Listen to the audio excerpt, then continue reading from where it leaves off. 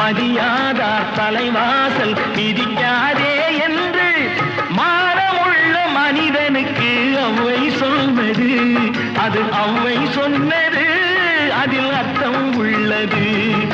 பரமசிவன் கழுத்தில் இருந்து பாம்பு கேட்டது, கருடா சௌக்கியமா?